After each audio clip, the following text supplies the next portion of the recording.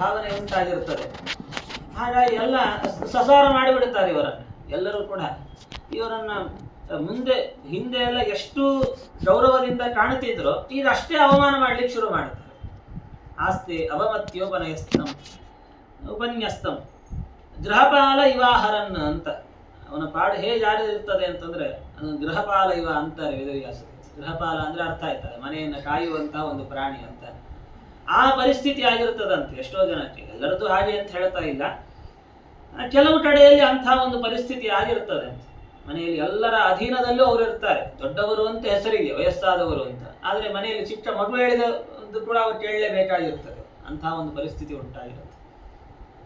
ಆಮಯಾವ್ಯ ಪ್ರದೀಪ್ತಾಗ್ನಿ, ಜಠರಾಗ್ನಿ ತುಂಬಾ ಮಂದಾಗಿಬಿಟ್ಟಿರುತ್ತದೆ ನೋಡಿ. ಅಂದರೆ ತಿಂದದ್ದೇನು ಸರಿಯಾಗಿ ಜೀರ್ಣಕ್ಕೆ ಬರೋದಿಲ್ಲ ಅವರಿಗೆ. ತುಂಬಾ ಅಲ್ಪವಾದ ಆಹಾರ ತಗೊಳ್ತಿರ್ತಾರೆ, ಯಾವುದೇ ಥರದ ಹೆಚ್ಚಿನ ಚಟುವಟಿಕೆ ಇರೋದಿಲ್ಲ. ಜೊತೆಯಲ್ಲಿ ನಾಡಿಗಳಲ್ಲಿ ಎಲ್ಲ ಕಫ ತುಂಬಿಕೊಂಡು ಹೋಗಿರುತ್ತೆ. ಶ್ವಾಸೋಚ್ಛ್ವಾಸವೇ ತುಂಬಾ ಕಷ್ಟ ಆಗಿರ್ತದಂತೆ. ಉಸಿರು ತೆಗೆದುಕೊಳ್ಳುವಂತಹದ್ದು ಬಿಡೋದು ಅದೇ ತುಂಬಾ ಕಷ್ಟ ಆಗಿಬಿಟ್ಟಿರ್ತದಂತೆ.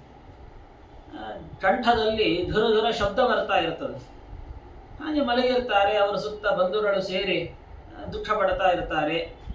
ಅವನು ಏನೋ ಹೇಳಬೇಕು ಅಂತ ಅನ್ಕೊಂಡ್ರು ಕೂಡ ಹೇಳಲಿಕ್ಕೆ ಬರೋದಿಲ್ಲ ಅಂತ. ಇಷ್ಟೆಲ್ಲ ಕಷ್ಟ ಅನುಭವಿಸ್ಬೇಕಾಗ್ತದೆ. ಪಾಪ ತುಂಬಾ ಪಾಪ ಮಾಡಿರತಕ್ಕಂಥ ಅಂತ್ಯಕಾಲದಲ್ಲಿ ಇಷ್ಟೂ ಒದ್ದಾಡಬೇಕಾಗ್ತದಂತೆ.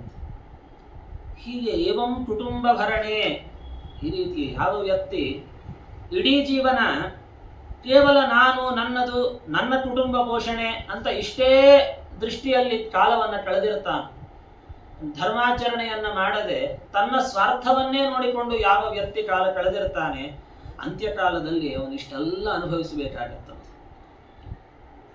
ಹಾಗಾಗಿ ಅಷ್ಟು ದುಃಖ ಪಟ್ಟು ಅವನಿಗೆ ಕೊನೆಯ ಕಾಲದಲ್ಲಿ ಇಡೀ ಜಗತ್ತೇ ಶೂನ್ಯವಾಗಿ ಕಾಣಿಸ್ಲಿಕ್ಕೆ ಶುರುವಾಗುತ್ತೆ. ವಿಕಲೇಂದ್ರಿಯ ಸಂಘಾತೆ, ಮೈಯಲ್ಲಿ ಯಾವ ಚೈತನ್ಯ ಇರೋದಿಲ್ಲ, ಕಣ್ಣು ಸರಿಯಾಗಿ ಕಾಣಿಸ್ತಾ ಇರೋದಿಲ್ಲ, ಕಿವಿ ಕೇಳಿಸ್ತಾ ಇರೋದಿಲ್ಲ, ಏನು ಹೇಳಿದ್ರು ಮಾತಾಡ್ಲಿಕ್ಕೆ ಸರಿಯಾಗಿ ಬರ್ತಾ ಇರೋದಿಲ್ಲ, ಅಷ್ಟು ದುಃಖ ಅನುಭವಿಸ್ತಾ ಇರ್ತಾರವರು. ಅಂತಹ ಸಂದರ್ಭದಲ್ಲಿ ಮರಣಕಾಲ ಭಗವಂತನ ಸಂಕಲ್ಪಾನುಸಾರ ಯಾವ ಕ್ಷಣದಲ್ಲಿ ಇವ ಸಾಯಬೇಕು ಅಂತ ಇರತ್ತೋ ಸರಿಯಾಗಿ ಯಮದೂತರನ್ನು ಕಳಿಸಿಕೊಡುತ್ತಾನೆ. ಯಮದೂತರು ಬರ್ತಾರಂತೆ, ಬಂದು ಇವನನ್ನ ಪಾಶ ಹಾಕಿ ಆ ಜೀವನನ್ನು ಸೆಳೆದುಕೊಂಡು ಹೋಗ್ತಾರಂತೆ. ಯಾಮ್ಯೈಹಿ ನಿಕಟವರ್ತಿವಿಹಿ, ಯಾವಾಗ ಇವನ ಪ್ರಾಣವಾಯು ಈ ಶರೀರ ಬಿಟ್ಟು ಹೋಯ್ತು, ಜೀವ ಈ ದೇಹವನ್ನು ತ್ಯಾಗ ಮಾಡಿ ಯಾವಾಗ ಹೊರಡುತ್ತಾನೋ ಆ ಕೊನೆಯ ಕ್ಷಣದಲ್ಲಿ ತುಂಬಾ ದುಃಖವನ್ನು ಅನುಭವಿಸ್ತಾನಂತೆ ಮನುಷ್ಯ. ಅದು ಎಷ್ಟು ಅಂತ ಕೇಳಿದರೆ ಶತವೃಶ್ಚಿತ ದಷ್ಟಸ್ಯ ಅಂತ ಹೇಳ್ತಾರೆ. 100 ಚೇಳು ಒಮ್ಮೆಲೆ ಬಂದು ಕಚ್ಚಿದ್ರೆ ಅದು ಎಷ್ಟು ದುಃಖ ಆಗ್ಬೇಕು, ಎಂಥ ನೋವು, ಭೀಕರ. ಅಂಥ ದುಃಖವನ್ನು ಮರಣಕಾಲದಲ್ಲಿ ನಾವು ಅನುಭವಿಸಬೇಕಾಗ್ತದೆ. ಯಾ ಪೀಡಾ ಸಾನುಭೂಯತೆ. ಆದ್ದರಿಂದ ಅದು ತುಂಬಾ ಪಾಪ ಮಾಡಿದವನು ಅಂದಾಗ ದುಃಖವೂ ಅಷ್ಟೇ ಅಧಿಕವಾಗಿರುತ್ತದೆ. ಹರಿಭಕ್ತನಾಗಿ ದೇವರ ಚಿಂತನೆಯಲ್ಲಿ ದೇಹತ್ಯಾಗ ಮಾಡಿದರೆ ಇಷ್ಟು ದುಃಖ ಅನುಭವಿಸಬೇಕಾಗಿಲ್ಲ. ಭೀಷ್ಮಾಚಾರ್ಯರು ಮುಂತಾದವರೆಲ್ಲ ಉತ್ತರಾಯಣದವರೆಗೂ ಕಾದು ಎದುರುಗಡೆ ದೇವರನ್ನು ನೋಡ್ತಾ ದೇಹತ್ಯಾಗ ಮಾಡಿದರು.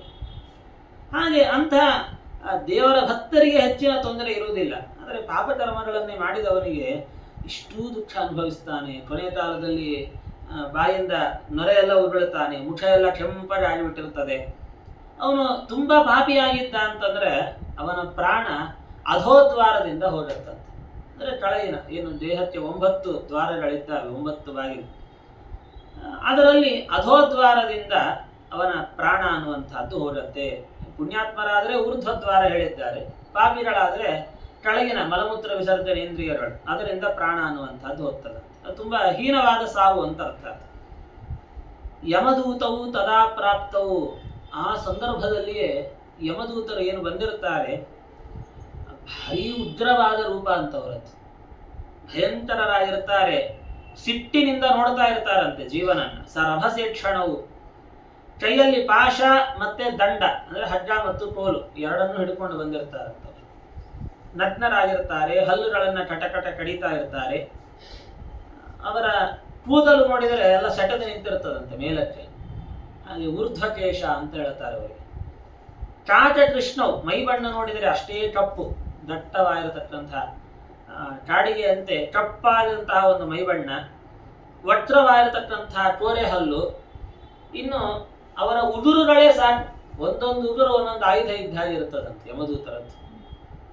ಅಂತಹ ಆ ಯಮದೂತರನ್ನ ಆ ಮರಣಕ್ಕೆ ಅಭಿಮುಖನಾದ ಜೀವ ಅವನು ನೋಡ್ತಾ ಇರ್ತಾನೆ. ಅವರಿಗೆ ಮಾತ್ರ ಕಾಣಿಸ್ತಾರೋ, ಎಲ್ಲರಿಗೂ ಕಾಣುವುದಿಲ್ಲ. ಅಂತಹ ಆ ಜೀವನಿಗೆ ಯಮದೂತರು ಕಾಣಿಸ್ತಾ ಇರ್ತಾರಂತೆ.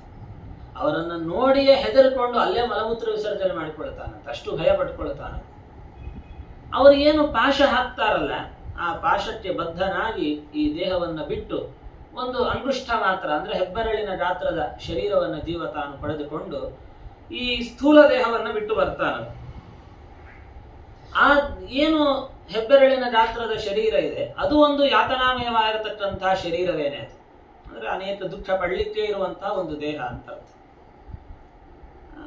ಯಮದೂತರು ಮುಂದೆ ಇವನನ್ನ ದೀರ್ಘವಾದಂತಹ ಯಮ ಮಾರ್ಗದಲ್ಲಿ ಅವರು ಸೆಳೆದೊಯ್ಯುವಂಥವರಾಗ್ತಾರೆ. ಹೇಗೆ ಒಬ್ಬ ಅಪರಾಧಿಯನ್ನ ರಾಜಭಟರು, ಪೊಲೀಸರು ಇರ್ಬೋದು, ಯಾವ ರೀತಿಯಲ್ಲಿ ಎಲ್ಲ ಸಂಕೋಲೆ ಹಾಕಿ ಅವನನ್ನು ಬಂಧಿಸಿ ಅವನ ಹಿಂದೆ ಎಲ್ಲ ತೋಲು ಹಿಡ್ಕೊಂಡು ಕರ್ಕೊಂಡು ಹೋಗ್ತಾರೆ, ಅದರಂತೆ ಪಾಪಿಷ್ಠನಾದ ಜೀವನನ್ನು ಯಮದೂತರು ಅದೇ ರೀತಿಯಲ್ಲಿ ಕರ್ಕೊಂಡು ಹೋಗ್ತಾರಂತೆ. ಅವನಿಗೆ ಆ ಕೋಲಿನಿಂದ ಹೊಡಿತಾ ಪಾಶದಿಂದ ಕಟ್ಟಿ ಹಾಕಿ ಮುಂದೆ ಅವನು ಎಂಥ ಭಯಂಕರವಾದ ನರಕಗಳಿಗೆ ಹೊರಬೇಕಾಗತ್ತೆ, ಆ ನರಕಗಳ ವರ್ಣನೆಯನ್ನ ಮಾಡ್ತಾ ಕರ್ಕೊಂಡು ಹೋಗ್ತಾರಂತೆ. ಹೇಳ್ತಾರಂತೆ, ಶೀಘ್ರಂ ಪ್ರಚಲ ದುಷ್ಟಾತ್ಮನ್, ನಡಿ ಬೇಗ ನಡಿ, ನಿನಗೋಸ್ಕರ ಕುಂಭಿಪಾಕಾದಿ ನರಕಗಳೆಲ್ಲ ನೀನ್ ಬರ್ತಿ ಅಂತ ಕಾಯ್ತಾ ಇದ್ದಾವೆ, ನಡಿ ಬೇಗ ಹೇಳ್ತಾರಂತೆ ಮಧುತ. ಈ ರೀತಿ ಹೇಳ್ತಾ ಸೆಳ್ಕೊಂಡು ಹೋಗ್ತಾರೆ.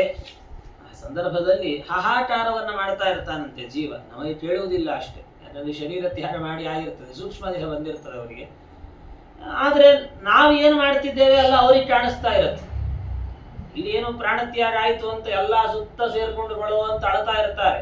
ಎಲ್ಲ ಮಕ್ಕಳು, ಬಂಧು ವರ್ಗದವರು, ಹೆಂಡತಿ ಅಥವಾ ಗಂಡ ಎಲ್ಲ ಅಳ್ತಾ ಇರ್ತಾರೆ, ಎಲ್ಲವನ್ನು ಕೇಳಿಸಿಕೊಳ್ತಿರ್ತಾರಂತ. ಆದ್ರೆ ಏನು ಮಾತಾಡ್ಲಿಕ್ಕೆ ಸಾಧ್ಯ ಇಲ್ಲ ಅವರಿಗೆ, ಅಂದ್ರೆ ಶರೀರ